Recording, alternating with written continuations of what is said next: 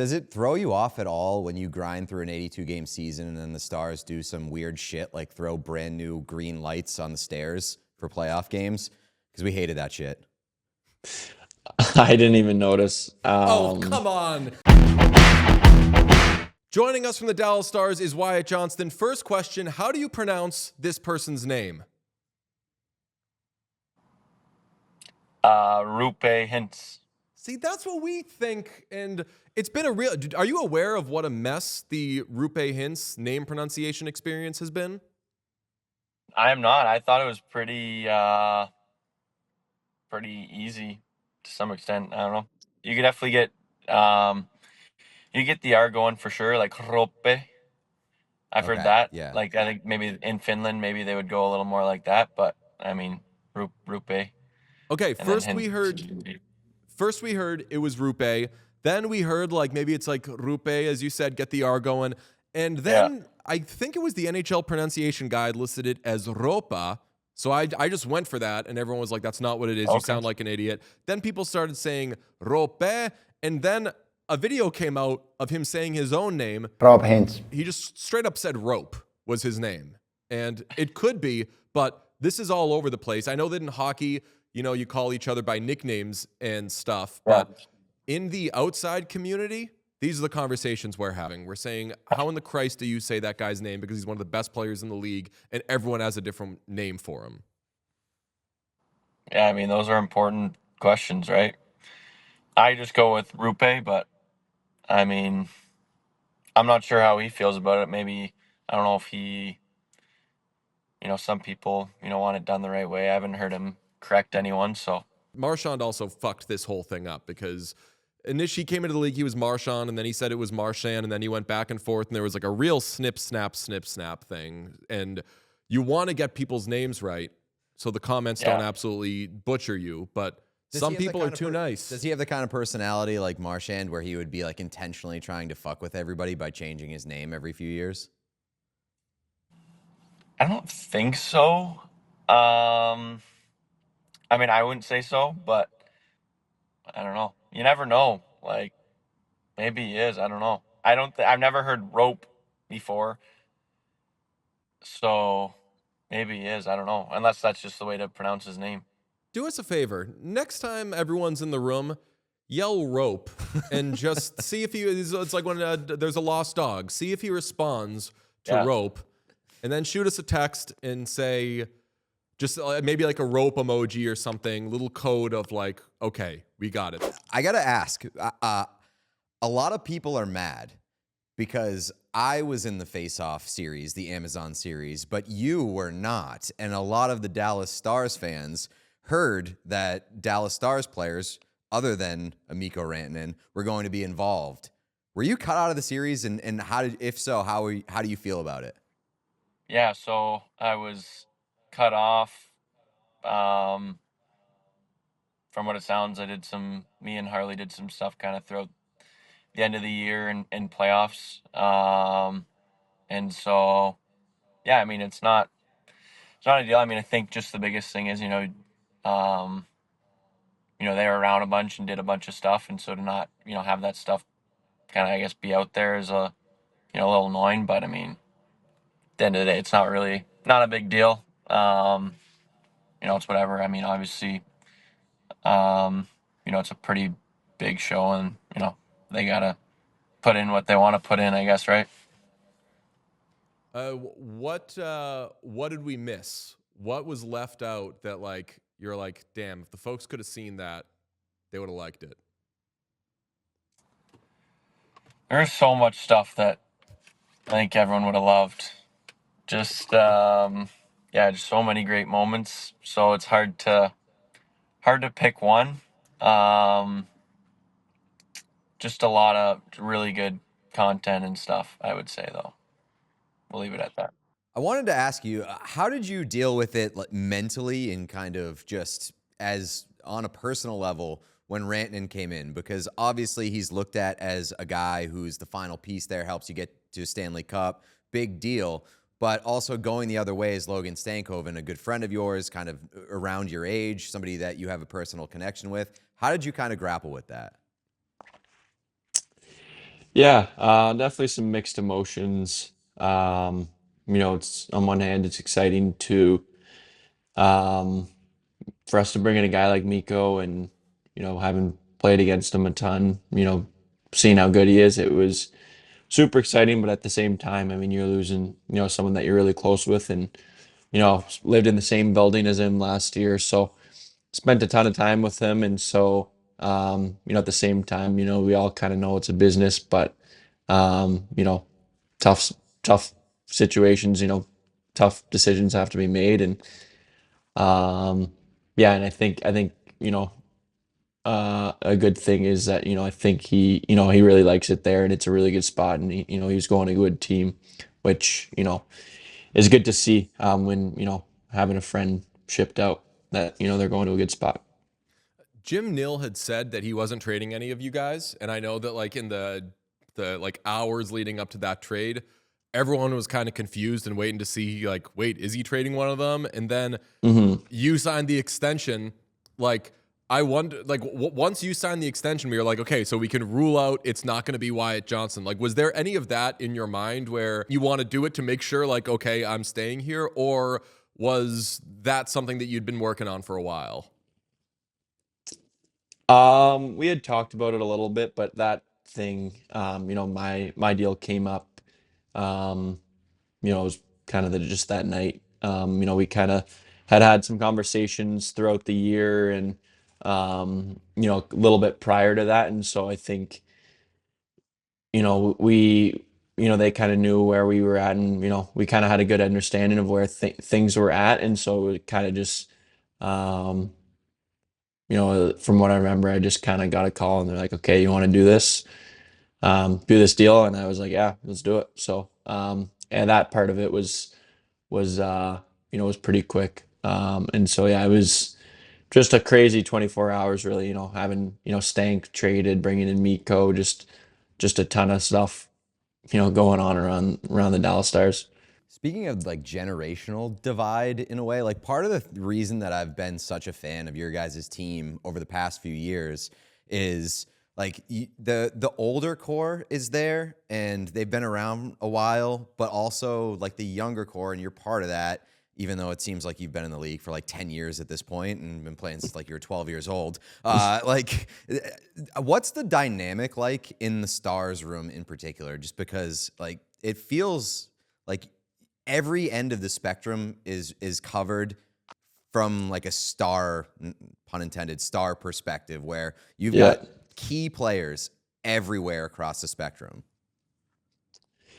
Yeah, I think it's a great mix. I mean, you have um, the older guys who have done already a ton of amazing things in the league and have been playing at a super high level for a long time, for um, a lot of years, and have been a big part of the Dallas Stars for a really long time. And then you kind of have the middle group, and then you have the younger guys, like me, that are have the opportunity just to learn from those guys, and trying to keep improving, and try to kind of start to make your mark on the league, and become a big part of the team. And so I think the blend is awesome. I mean, there's just so many great guys here in Dallas, and get along super well with the age gap, which I mean obviously is part of pretty much every team in the league, but it's a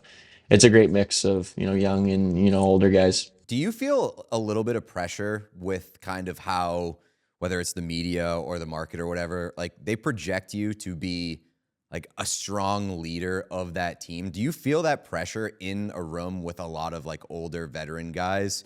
Like you've had an opportunity to wear a letter, you've shown up in big moments. I feel like there's a lot of projection onto you to be like the next captain of the Stars.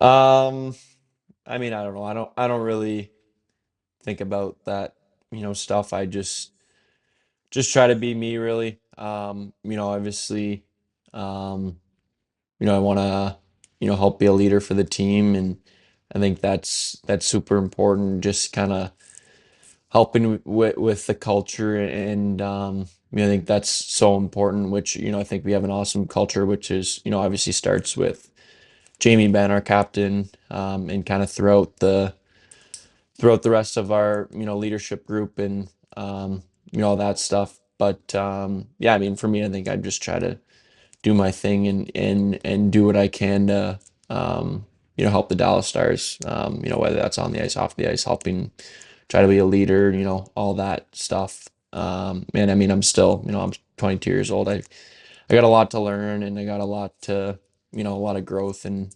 hopefully a ton more years in Dallas. I want the DeBoer Oettinger story to die, but I'm going to be an asshole and perpetuate it for a second because I'm sure you've been asked about it a million times. But I'm wondering, what was it like? Like, when did you find out? I'm not as mad about the goalie poll as everybody else, but like, when did you find out about his press conference? Was it like right after? Were players like, wait, did you see what happened? Because you're also, I'm sure, like mourning your season, but what was it like Yeah. learning about that, and what was your reaction? Um, yeah, I mean, I think I would have seen it, probably a couple hours after the game. I probably saw something online. Um, and yeah, I mean, it's tough. I mean, I think, um, obviously emotions are high, and the end of the year is a super weird time, just with all those emotions.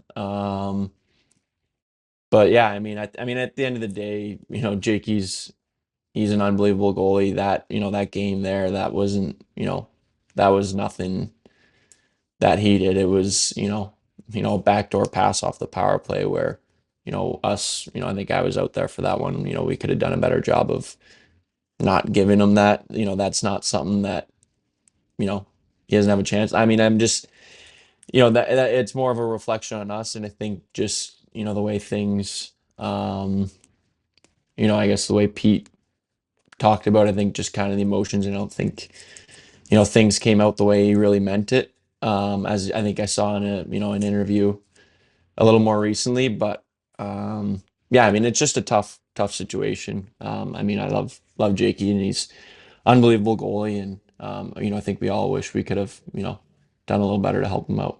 And on the other end of it, the other story that won't die is Stuart Skinner in the playoffs, and how he's either unbelievable or like has some shakier moments. You've kind of run into the former a couple of times in a row. What's it like playing against him? Yeah, I mean, he's a good goalie. Like, he's been great against us. I mean, we've never never goals never seem to come easy, against him, against the Oilers. And so, yeah, I mean, he obviously has, gotten them to, two Stanley Cup finals. And so, yeah, I mean, overall, I mean, they're a great team. We, would like to get them back, and, um, have a chance to, beat them this year. And I mean, if you want to win the Stanley Cup, then, the road probably goes through Edmonton, in the Western Conference. So, yeah, I mean, obviously he's done great against us. See, that's crazy that you say that, because I'll admit, I'm an Oilers fan, but I can, and maybe it's because I want my team to feel like an underdog, but I assume that the road in the Western Conference goes through you guys in Colorado. Just like I assume that you'll always be there close to the end. Like, does it feel that way? I know that you said you feel the road goes through Edmonton, but like, is it tough, like, to resist the urge to think like we're gonna make a deep run every year and know that like you actually have to do it? Yeah. I mean, I think just the reality. I mean, especially in the West, there's so many great teams. I mean, just being in the Central, you're gonna have to, probably beat Winnipeg or Colorado, just depending on how things shake up in the regular season. So last year we had to beat both. Um, and then, yeah, and then on the other side, I mean, there's a lot of great teams. You got, Edmonton, you have Vegas, and there's, LA that we played last night. I mean, there's so many great teams. I mean, in the East as well. Like, the level of hockey, especially come playoff time, is so high that, I mean, there's no no easy games, no easy series, and you just gotta kind of just take it, game by game, and just see who you got next, and just try to beat them. Pretty much, I don't know. We talked to Zach Hyman last year, and he mentioned the kind of the come down from playing in the playoffs and getting all the way to the Stanley Cup final, and then having to start a new season. And like, you've been to the conference final 3 years in a row. Like, do you experience that at all when you start a new season? You're like, just get me to the goddamn playoffs. Let's get this done this year. Yeah, it's tough, especially I think after losing.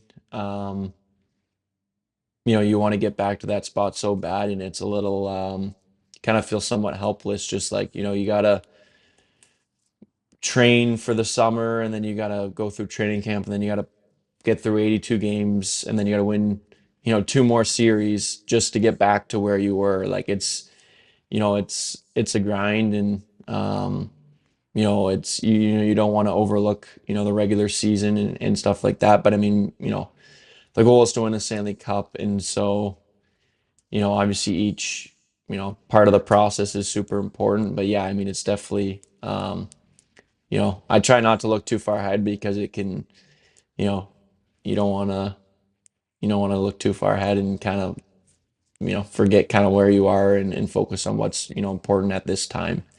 And so yeah, I mean, I feel like I definitely feel that. Does it throw you off at all when you grind through an 82 game season and then the Stars do some weird shit like throw brand new green lights on the stairs for playoff games? Because we hated that shit. I didn't even notice. Oh, come on. You knew. I was going to follow up with, like, how much do you notice? And you lead with, I didn't even. You have to notice.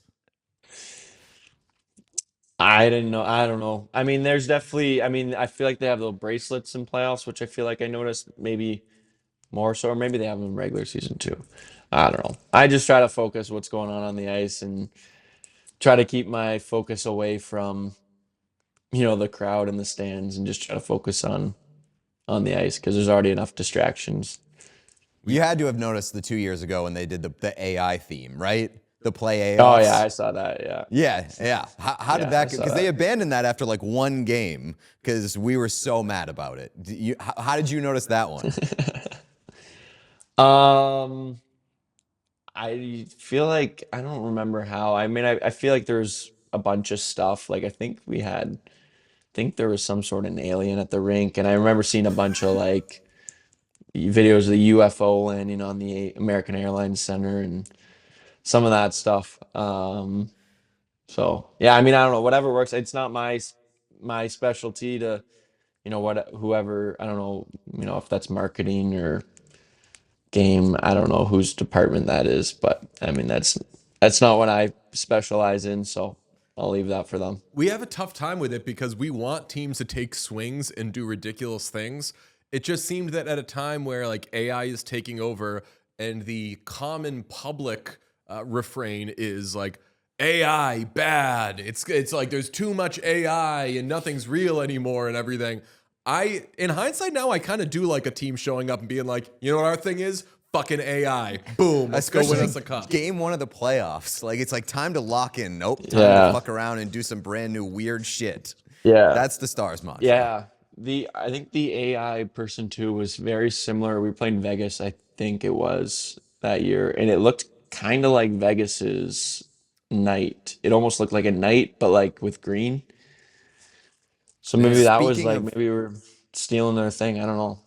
That series rocked. Speaking of green, how do you feel about the highlighter jerseys? The black ones. I like them. I think they look pretty clean. Yeah, I didn't mind them. I mean, we had them for a while there, so I mean, they must have been good. I don't know what the general consensus is on those, but I liked them. Thought they were cool. The general consensus is Pete is a word that we don't use anymore about it. I'm the only person I know who likes those jerseys. So I guess the consensus is everyone is a little bitchy about them. We can go with polarizing if you want. Yes, polarizing. But the problem is I don't know anyone else who liked them other than myself. I know you now, which is amazing. So 2 people liked them. I wanted to get, he didn't stay on the team long enough. I wanted to get a Cody Ceci highlighter jersey. That thing would fucking bang. Yeah, I think it's a great look. And again, dare to be different. And that's what Dallas Stars do. I feel like around the room, I feel like everyone kind of liked him. I don't think anyone really had a problem with him. Is there ever been a time where you've walked into a room and like the consensus among the guys has been like, oh fuck, we're wearing these tonight? I don't think so. No, I mean, I like our jerseys. We've had some good jerseys. I know everyone really liked those reverse retro jerseys we had a couple years ago. Those were pretty sweet. I don't know. I feel like everyone kind of likes to switch things up a little bit. It's throwing me off a little bit last night with the Nordiques versus the Whalers. Yeah. What'd you think of that? And I mean, I think the jerseys look pretty cool for both teams, but it was just kind of a little confusing. It didn't seem right watching the Nordiques play the Whalers in You know what it was? 2025. Wyatt, is it was fucking dress up time is what they like. I initially did not want to have an opinion or a take on this, but then I started watching the game and I was like, this is fucking ridiculous. They are dressing up as other things. And not to mention that people in our chat during the show had noted that like 8 is retired for the Whalers, or I'm sorry, for the Nordiques. So like Cale Makar shouldn't be able to wear his jersey. Someone else tweeted at me last night and was like, for all this honoring heritage talk, where's the Canadian national anthem? If they're being the Nordiques. And I was like, this is just, it's leading to too many questions. It's too fucking stupid. It's ridiculous. But I don't know if they're doing it. I would say, I know you guys could be the North Stars or something, but whatever. Just be like, okay, we're going to be the Atlanta Flames tonight. Just like, why not? Pandora's box is open. Yeah. I don't know. I think the jerseys look good though. Like, I think it's cool. It was a great jersey matchup. Weird jersey matchup, but a really good one. It was weird though. Just especially having both teams wearing, jersey teams that haven't been in the league for a long time. A little confused. Now that we're running the jersey gamut, how do you feel about your homes and aways? I like them. Yeah. I like the jersey that you got right behind your right shoulder. That's one of my favorites. I think those ones are pretty sweet. I like our jerseys though. I think they look nice.